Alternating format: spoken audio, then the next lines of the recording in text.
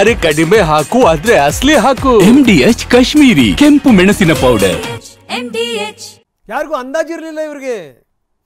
ಇವರು ಎಲ್ಲ ಕಡೆಗೆ ಬ್ಲೂ ಪ್ರಿಂಟ್ ರೆಡಿ ಮಾಡಿದಂಥವ್ರು, 30 ಪಾಯಿಂಟ್ಗಳನ್ನು ಗುರುತು ಮಾಡಿರುವಂಥವ್ರು. ಇವ್ರಿಗೆ ಯಾರಿಗೂ ಕೂಡ ಇದರ ಅಳತೆ ಸಿಗಲೇ ಇಲ್ಲ. ಬುರುಡೆ ವಿಚಾರಕ್ಕೆ ಸಂಬಂಧಪಟ್ಟಂಗೆ ಬುರುಡೆ ಯಾರು ಬಿಟ್ಟರು ಅವರೆಲ್ಲರಿಗೂ ಕೂಡ ಕಾಡ್ತಾ ಇದೆ ಈಗ. ಯಾರಪ್ಪ ಕೊಟ್ಟರು ನೀನು ಬುರುಡೆನ, ಎಲ್ಲಿಂದ ತಂದಿ ಅಂತಂದರೆ ನನಗೇನು ಗೊತ್ತಿಲ್ಲ ಸರ್, ನನಗೆ ಕೊಟ್ಟಿದ್ದೇ ಈ ವ್ಯಕ್ತಿ ಜಯಂತೇ ನನಗೆ ಕೊಟ್ಟಿದ್ದು ಅಂತ ಇವನು ಹೇಳ್ತಾನೆ ಚಿನ್ನಯ್ಯ. ಚಿನ್ನಯ್ಯ ಹೇಳ್ತಿರೋ ಮಾತುಗಳೆಲ್ಲ ಸುಳ್ಳು ಅನ್ನುವಂಥ ಮಾತನ್ನು ಇವ್ರು ಹೇಳ್ತಾ ಇದ್ದಾರೆ. ಮೊದಲು ಗೊತ್ತಿರಲಿಲ್ವಾ ಅವನು ಸುಳ್ಳ ಅಂತ? ಅವನಿಗೆ ಸಪೋರ್ಟ್ ಮಾಡ್ಬೇಕಾದ್ರೆ ಗೊತ್ತಿರಲಿಲ್ವಾ? ಅವನಿಗೆ ಆಶ್ಚರ್ಯ ಕೊಡಬೇಕಾದ್ರೆ ಗೊತ್ತಿರಲಿಲ್ವಾ? ಯಾರು ಸುಳ್ಳರು? ಯಾರ ಹತ್ರ ಕಟ್ಟುಕತೆಯನ್ನು ಹೇಳಿದ್ರು? ಯಾರ ಹತ್ರ ರೀಲ್ ಬಿಟ್ಟರು? ಇವನು ಯಾವುದೋ ಬುರುಡೆ ಮೂಳೆ ಕೊಡ್ತಾನೆ, ಅವನು ಯಾವುದೋ ಎತ್ಕೊಂಬರ್ತಾನೆ. ಇನ್ನಷ್ಟು ಆಳ ಕೇಳಿತಾ ಇದ್ದಾರೆ ಅಧಿಕಾರಿಗಳು. ಬುರುಡೆ ನೀವನೇ ಕೊಟ್ಟನೋ ಅಥವಾ ಏನಾದರೂ ಈ ಬುರುಡೆನ ಅವನೇ ಹಿಡ್ಕೊಂಬಂದನೋ? ಮತ್ತಿನ್ನು ಯಾರ್ಯಾರಿದ್ರು? ಇಬ್ಬರೇ ಇದನ್ನೆಲ್ಲ ಮಾಡಿದ್ರ? ಇಬ್ಬರೇ. ಅವನು ಸ್ಯಾಟಲೈಟ್ ಬಸ್ ನಿಲ್ದಾಣಕ್ಕೆ ಇಳಿತಾನೆ, ಅಲ್ಲಿಂದ ಸೀದಾ ಬಾಗಲಗುಂಟೆಗೆ ಬರ್ತಾನೆ. ಕರ್ಕೊಂಬಂದವ್ರು ಯಾರವನ್ನ? ಮನೆ ಕರ್ಕೊಂಬಂದಂಥ ಸಂದರ್ಭದಲ್ಲಿ ಯಾರ್ಯಾರಿದ್ರು? ಇವರಿಬ್ಬರೇ ಮಾತುಕತೆ ಮಾಡಿದ್ರ? ಬನ್ನಿ, ಕ್ರೈಮ್ ಹೆಡ್ ಕಿರಣ್ ನಮ್ಮೊಂದಿಗೆ ಈಗ ನೇರ ಸಂಪರ್ಕದಲ್ಲಿದ್ದಾರೆ. ಕಿರಣ್, ಆರಂಭದಿಂದ ಟಿವಿನಲ್ಲಿ ಹೇಳಿದಂಥ ಮಾತು ಸತ್ಯ ಆಗ್ತಾ ಇದೆ. ಯಾಕಂದರೆ ಈ ಬುರುಡೆ ವಿಚಾರಕ್ಕೆ ಸಂಬಂಧಪಟ್ಟಂಗೆ ನಾವೊಂದು ನಿಖರವಾದಂಥ ಮಾಹಿತಿ ಕೊಟ್ಟಿದ್ವಿ. ಇದ್ರ ಹಿಂದೆ ದೊಡ್ಡ ಜನಗಳ ಸಂಚಿದೆ. ಇದು ಯಾರ್ಯಾರ ಬುರುಡೆ ತನಕ ಬಂದು ನಿಲ್ಲುತ್ತೋ ಅಂತ. ಎಲ್ಲ ಒಂದು ಕಡೆಗೆ ಏನು ಅಂತಂದರೆ ಇದು ಜಯಂತ್ ಕಡೆಗೆ ತಿರ್ಕೊಳ್ಳುವಂಥ ಎಲ್ಲ ಅಪಾಯಗಳು ಕೂಡ ಭಾಳ ನಿಚ್ಚಳವಾಗಿ ಕಾಣ್ತಾ ಇವೆ. ಜಯಂತ್ ಬೇಕಾದ್ದು ಹೇಳ್ಬೋದು, ನಾನು ಅವನನ್ನು ಕರೆಸಿದ್ದೇ ತಪ್ಪಾಯಿತು, ಅವನಿಗೆ ಮನೆಯಲ್ಲಿ ಇರಲಿಕ್ಕೆ ಆಶ್ರಯ ಕೊಟ್ಟಿದ್ದೇ ತಪ್ಪಾಯಿತು, 2 ದಿನನೋ 3 ದಿನನೋ ನನಗೆ ಗೊತ್ತಿಲ್ಲ ಅನ್ನುವಂಥ ಮಾತನ್ನು ಏನೇ ಹೇಳಿದ್ರು ಕೂಡ ಈಗ ಬುರುಡೆಯ ಸೂತ್ರಧಾರಿ ಜಯಂತನಿಗೆ ಅದನ್ನೆಲ್ಲ ಹೇಳ್ಕೊಟ್ಟಂಥವ್ರು ಯಾರು? ಜಯಂತ್ ಮನೆಗೆ ಈ ಬುರುಡೆ ಮತ್ತು ಮೂಳೆಗಳು ಹೆಂಗೆ ಬಂದವು ಅಂದರೆ ಈ ತನಿಖೆ ಇದೆಯಲ್ಲ ಇದು ಬಹಳ ಆಳಕ್ಕೆ ಇಳಿತಾ ಇದೆ. ಈ ವ್ಯಕ್ತಿ ಮಾಸ್ಕ್ ಮ್ಯಾನ್ ಕೊಟ್ಟಿರೋಂಥ ಟ್ವಿಸ್ಟ್ ಏನು ಕಿರಣ್? ರಂಗನಾಥ್, ಮುಖ್ಯವಾಗಿ ಇಡೀ ಪ್ರಕರಣದಲ್ಲಿ ಈಗ ಏನು ಚಿನ್ನಯ್ಯ ತಗೊಬಂದಂಥ ಫಸ್ಟು ಬುರುಡೆ ಮತ್ತು ಮೂಳೆಗಳು ಭಾಳ ಇಂಪಾರ್ಟೆಂಟು ಇಡೀ ಪ್ರಕರಣಕ್ಕೆ. ಅದೇ ಇರುವಂಥದ್ದು ಮೇಯ್ನು. ಏಕೆಂದರೆ ಆತನೇ ಅದನ್ನು ಬುರುಡೆನ ಮತ್ತು ಮೂಳೆಗಳನ್ನ ತೊಗೊಂಡೋಗಿ ಕೋರ್ಟ್ಗೆ ಕೊಟ್ಟಿರ್ತಾನೆ, ಅಲ್ಲಿ ಈ ಒಂದು ಕೋರ್ಟ್ಗೆ. ನಂತರ ಅದನ್ನು SIT ಪೊಲೀಸರು ಸೀಸ್ ಮಾಡಿಕೊಂಡು ಅದು ಫೋರೆನ್ಸಿಕ್ ಲ್ಯಾಬಿಗೆ ಕೊಟ್ಟಿದ್ದಾರೆ. ಈಗಾಗಲೇ ಅದರ ರಿಪೋರ್ಟ್ ಕೂಡ ಬಂದಿರುವಂಥದ್ದು 25ರಿಂದ 30 ವರ್ಷ ವಯಸ್ಸಿಂದು, ಜೊತೆಗೆ ಮೇಲ್ ಅಂತ ಅದಕ್ಕೆ ಬಂದಿದೆ.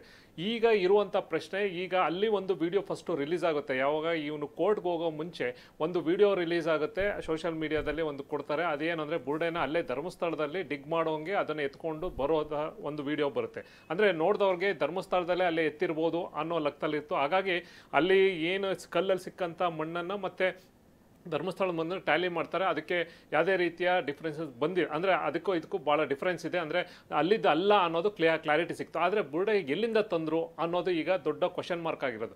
ಈಗ ಚಿನ್ನಯ್ಯ SIT ಮುಂದೆ ಹೇಳ್ಕೊಳ್ಳೋದು, ನಾನು ಅವತ್ತು ತಮಿಳ್ನಾಡಿನಿಂದ ಬೆಂಗಳೂರಿಗೆ ಸ್ಯಾಟಲೈಟ್ ಬಸ್ ಸ್ಟ್ಯಾಂಡಿಗೆ ಹೋದೆ, ಬಸ್ ಸ್ಟ್ಯಾಂಡಿಗೆ ಅಲ್ಲಿಗೆ ಬಂದು ನನ್ನ ಬಗಲುಕುಂಟೆಯಲ್ಲಿರುವಂಥ ಜಯಂತ್ ಮನೆ ಏನಿದೆ ಅಲ್ಲಿಗೆ ಕರ್ಕೊಂಡೋದ್ರು. ಅಲ್ಲಿ ಕರ್ಕೊಂಡು ಹೋದ ತಕ್ಷಣ ಬ್ಯಾಗ್ ಒಳಗಡೆ ಬುರುಡೆ ಮತ್ತು ಮೂಳೆ ಇತ್ತು, ಜಯಂತ್ ನನಗೆ ಕೊಟ್ಟಿದ್ದ ಅಂತ ಆತ ಹೇಳ್ಕೊಂಡು. ಹಾಗಾಗಿ SIT ಅವರು ಬೆಳ್ತಂಗಡಿಯಿಂದ ಧರ್ಮಸ್ಥಳದಿಂದ ಬಂದು ಅಲ್ಲಿ ಕಂಪ್ಲೀಟಾಗಿ ಅವನ ಮನೆ ಕಂಪ್ಲೀಟ್ ಮಾಜಾರ್ ಮಾಡ್ತಾರೆ. ಆದರೆ ಎಲ್ಲಿ ಕೂತ್ಕೊಂಡಿದ್ದು, ಎಲ್ಲಿ ಕೊಟ್ಟಿರೋದು, ಇವನು ಎಲ್ಲಿ ಕೂತ್ಕೊಂಡಿದ್ದ ಅದನ್ನು ರೀಕ್ರಿಯೇಟ್ ಮಾಡ್ತಾರೆ ಕಂಪ್ಲೀಟಾಗಿ. ಅವತ್ತಿನ ದಿನ ಏನಾಯಿತು, ಸಿಚುವೇಶನ್ ಏನಿತ್ತು, ಅವತ್ತು ಜಯಂತ್ ಎಲ್ಲಿ ಕೂತ್ಕೊಂಡಿದ್ದ, ಗಿರೀಶ್ ಮಠನ್ ಅವರಿದ್ರು ಅವ್ರೆಲ್ಲಿ ಕೂತ್ಕೊಂಡಿದ್ರು, ಇವನು ಮಾಸ್ಕ್ ಮ್ಯಾನ್ ಚಿನ್ನ ಇದ್ರು, ಜೊತೆಗೆ ಇನ್ಯಾರಿದ್ರು, ಎಲ್ಲೆಲ್ಲಿ ಕೂತ್ಕೊಂಡಿದ್ರು ಅಂತ ಕಂಪ್ಲೀಟಾಗಿ ಅದನ್ನು ವಿಡಿಯೋಗ್ರಾಫ್ ಮಾಡಿಕೊಂಡು ಅದನ್ನು ರೀಕ್ರಿಯೇಟ್ ಮಾಡ್ಕೊಂಡಿರ್ತಾರೆ. ಹ್ಯಾಂಡ್ ಓವರ್ ಮಾಡಿದಾಗಿತ್ತು, ಬ್ಯಾಗ್ ಎಲ್ಲಿತ್ತು ಅನ್ನೋದೆಲ್ಲವೂ ಕೂಡ.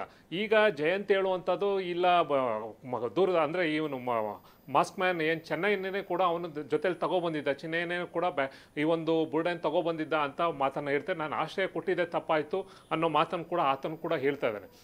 ಹಾಗಾದರೆ ಜಯಂತು ಕೊಟ್ಟಿಲ್ಲ, ಚಿನ್ನೇನು ತಂದಿಲ್ಲ, ಮತ್ತಿನ್ಯಾರು ಕೊಟ್ಟರು, ಮತ್ತಿನ್ಯಾರು ಇದ್ರೆ ಅದಕ್ಕೆ ಸಂಬಂಧಪಟ್ಟಂತೆ ಯಾರು ಒಂದು ಕೊಟ್ಟಿದ್ದು ಅನ್ನೋ ಒಂದು ಕ್ವಶನ್ ಇದೆ. ಅದಕ್ಕೆ SIT ಅವರಿಗಾಗಲೇ ಅವ್ರಿಗೆ ಉತ್ತರ ಸಿಕ್ಕಿದೆ.